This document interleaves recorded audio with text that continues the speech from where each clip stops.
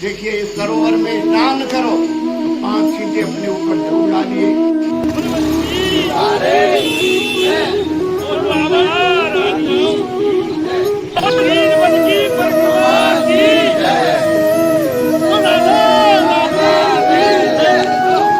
बोलिए जय जय श्री राम।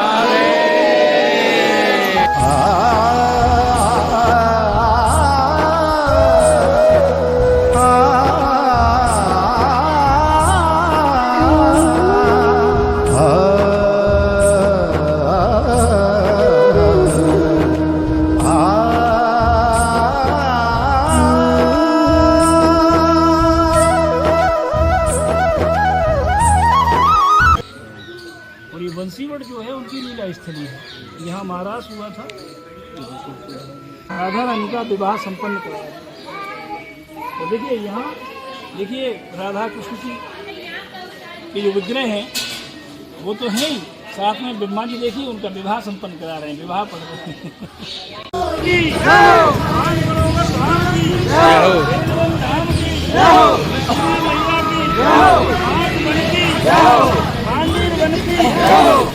धाम की रामदास बाबा की, मनोहरदास बाबा की, रामदास बाबा की, शेरू बाबा की, पांच बन की, तीनों बन की परिक्रमा की, राधे रानी की, बरसाने धाम की, गोकुल धाम की, वृंदावन धाम की, पांच बन की। जय जय श्री राधे।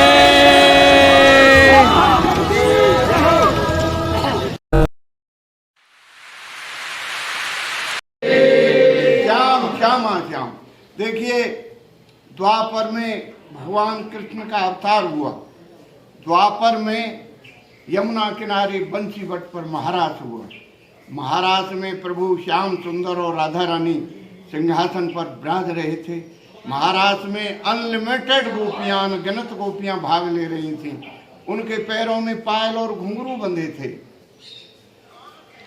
जितनी अनगिनत गोपियां थीं, प्रभु ने ऐसी लीला की कि उतने ही कृष्ण हो गए। हर गोपी के साथ एक कृष्ण। इसी से उसको महारास की संज्ञा दी गई। शरद पूर्णिमा की रात्रि थी, वो रात्रि 6 महीने की हो गई। उधर कैलाश पे प्रभु महादेव अपने प्रभु श्याम सुंदर और राधा रानी के भजन में बैठे थे। वो भज रहे थे राधे कृष्ण राधे कृष्ण राधे कृष्ण। जब महाराज शुरू हुआ तो गोपियों के पैरों के पायल और घुंघरू बजने लगे और एक ऐसा मधुर संगीत पैदा हुआ उस महाराज में कि जो तीनों लोकों में छा गया। वो इतना मधुर संगीत था, जिस किसी के कानों में वो मधुर ध्वनि गई वो महाराज की तरफ दौड़ने लगे। चाहे वो देवता हो, मनुष्य हो, किन्नर हो, पशु पक्षी तक दौड़ने लगे महाराज की तरफ। उधर कैलाश में प्रभु महादेव अपने प्रभु श्याम सुंदर राधा रानी के भजन में बैठे थे। उनका भजन भंग हो गया। महादेव जी ने विचार किया कि इतनी मधुर ध्वनि कहाँ से आ रही है जो कि मेरे भजन को भंग कर रही है।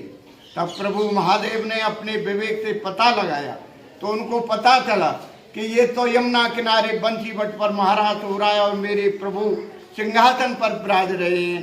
मैं भी चलूं, अपने प्रभु का दर्शन करूं और अपने नेत्रों को सफल करूं, महाराज का आनंद लूं।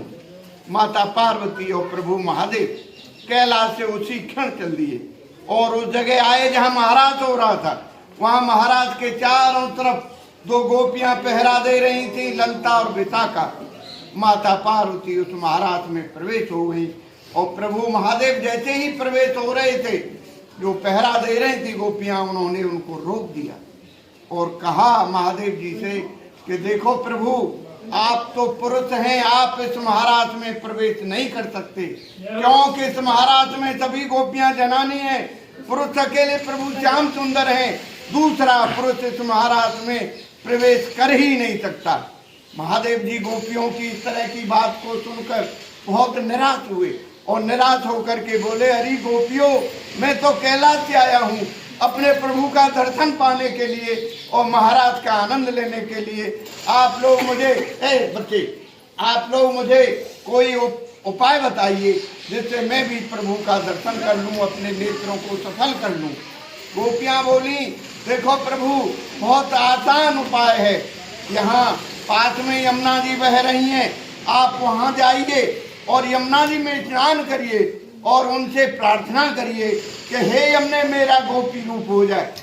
प्रभु महादेव ने यमुना जी में 3 डुबकियां लगाई और वो गोपी बन गए।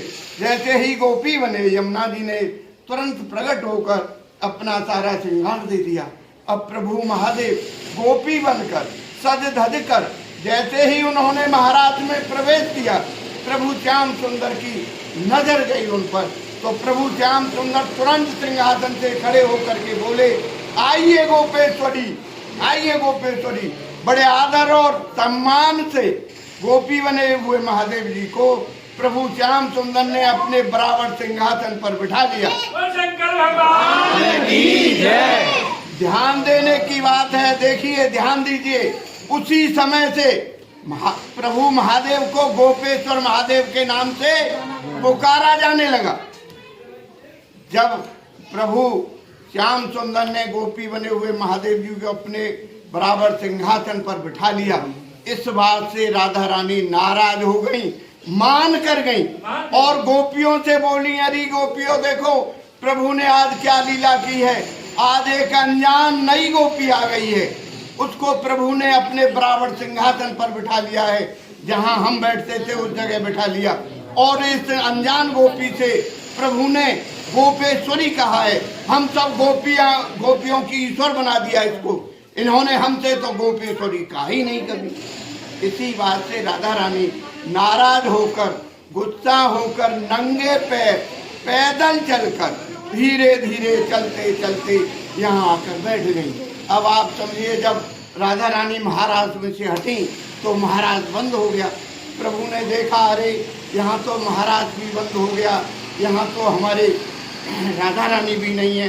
तब प्रभु ने राधा रानी को खोजना शुरू किया, हे राधे आप कहाँ हो, हे किशोरी जी आप कहाँ हो। प्रभु चारों दिशाओं में राधा रानी को पुकार रहे हैं और खोज रहे हैं। देखिए जिस रास्ते से राधा रानी आई थी उस रास्ते में ब्रज की रज में कहीं कहीं राधा रानी के बहुत छोटे छोटे पैरों के चिन्ह बने थे। प्रभु की नजर गई, उन्होंने पहचान लिया कि ये तो हमारी राधा रानी के पैरों के चिन्ह हैं। उनसे रज लेकर प्रभु ने अपने मस्तिष्क से लगाई और उन चिन्हों को प्रभु खोजते खोजते खोजते यहाँ राधा रानी के पास आए। यहाँ आकर प्रभु ने राधा रानी को खूब मनाया। राधा रानी मनने में नहीं आई।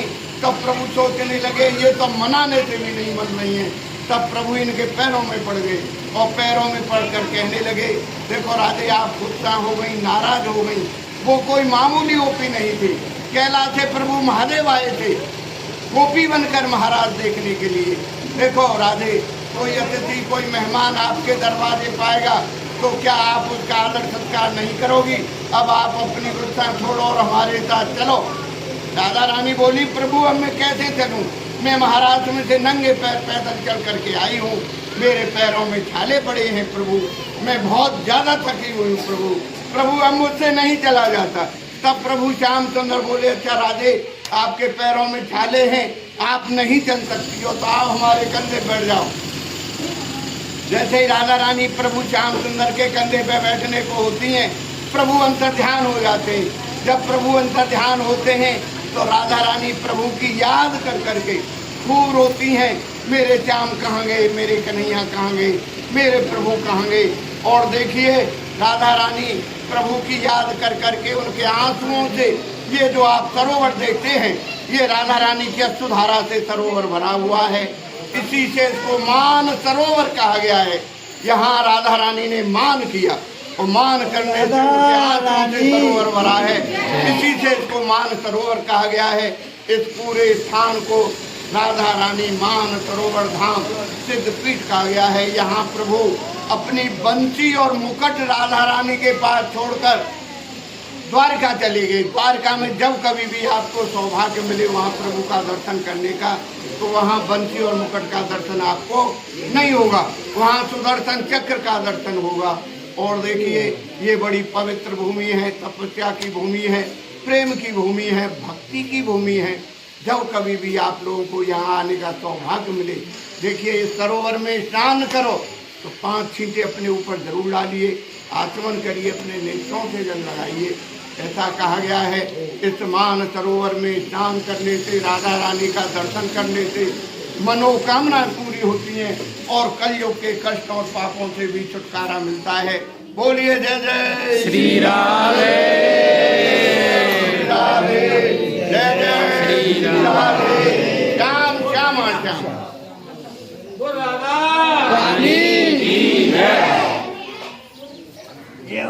वकील साहब बहुत अच्छे साहब। अब की बात ये शुभारंभ आज से कर दिया है हमने आज। देखो भैया, अभी आपने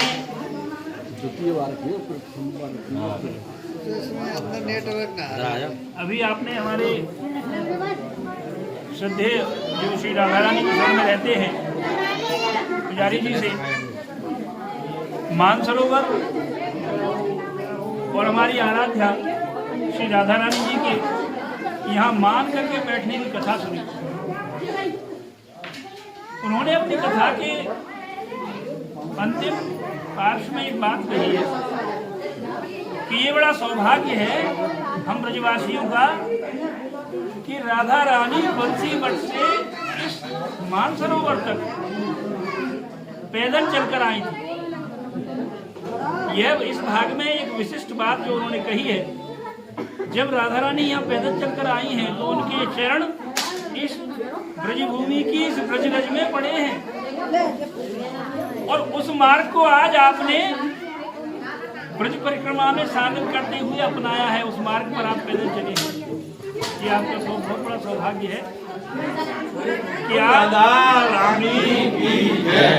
अपने इस प्रथम पड़ाव पर आप माठ वन से चलकर के राधा रानी के मंदिर में आए हैं और द्वितीय पड़ाव की ओर पलायन कर हम चलेंगे, जहाँ बेलवन में माँ लक्ष्मी जी के दर्शन करेंगे, उसकी भी कथा सुनेंगे। उसकी भी कुछ ऐसी ही कथा है कि माँ लक्ष्मी वहाँ भी भगवान श्री कृष्ण से रूठ करके बैठी हुई।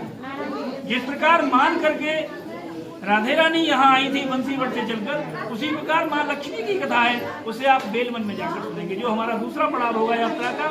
और इस 3 वर्ष की परिक्रमा का जो शुभारंभ हुआ है ये अनुभव रूप से चलेगा, ऐसा राधा रानी की जरूर कृपा होगी।